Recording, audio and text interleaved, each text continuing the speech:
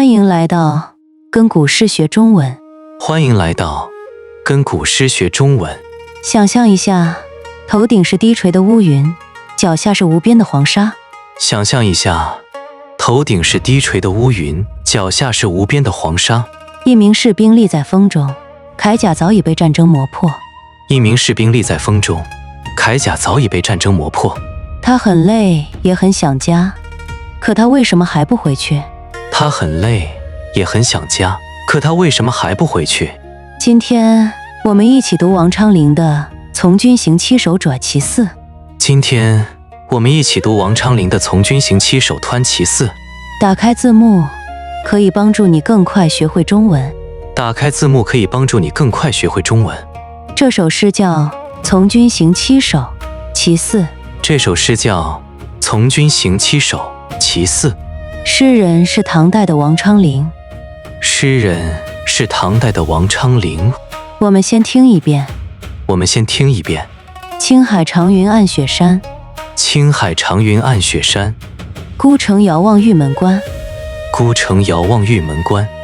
黄沙百战穿金甲，黄沙百战穿金甲。不破楼兰终不还。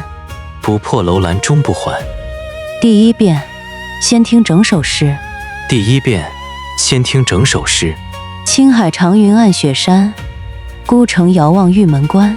青海长云暗雪山，孤城遥望玉门关。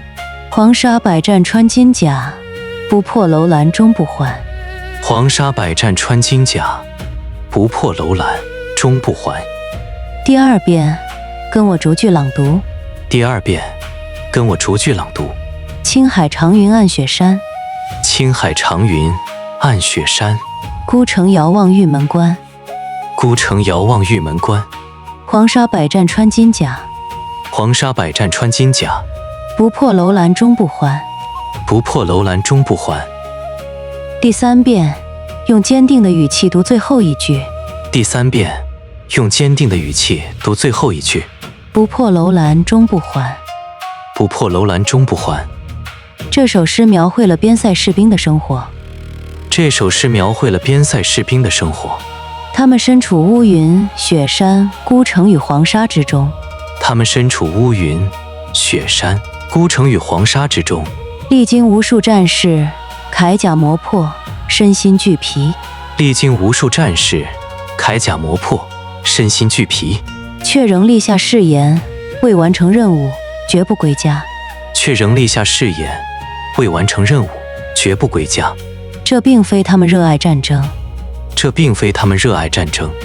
而是想守护身后的亲人与故乡。第一句，青海长云暗雪山。青海上空浓云密布，远处的雪山也暗淡下来。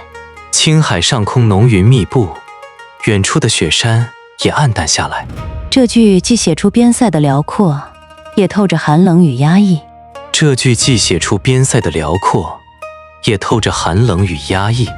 第二句，孤城遥望玉门关。一座孤冷的边城，遥遥望着玉门关。孤城不仅指城池偏远，更道出了士兵远离家乡的孤寂。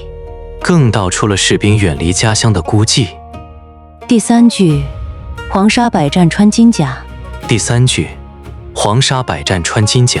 士兵在黄沙中身经百战。连坚硬的铠甲都被磨穿了。这里的穿不是穿上，而是磨穿磨破。第四句，不破楼兰终不还。楼兰在此代指边境的敌人。这句话是士兵们坚定的誓言。不达目标，誓不还乡。现在，我们学习诗中的重点中文词。现在，我们学习诗中的重点中文词。雪山，雪山，雪山，雪山。远处的雪山很安静，远处的雪山很安静，远处的雪山很安静，远处的雪山很安静。孤城，孤城，孤城，孤城。风沙里有一座孤城，风沙里有一座孤城，风沙里有一座孤城，风沙里有一座孤城。黄沙，黄沙，黄沙，黄沙。风把黄沙吹到脸上，风把黄沙吹到脸上，风把黄沙吹到脸上，风把黄沙吹到脸上。战争，战争，战争，战争，战争让很多人离开家乡，战争让很多人离开家乡，战争让很多人离开家乡，战争让很多人离开家乡。铠甲，铠甲，铠甲，铠甲。他的铠甲已经磨破了，他的铠甲已经磨破了，他的铠甲已经磨破了，他的铠甲已经磨破了。理想，理想，理想，理想。每个人都有自己的理想，每个人都有自己的理想，每个人都有自己的理想，每个人都有自己的理想。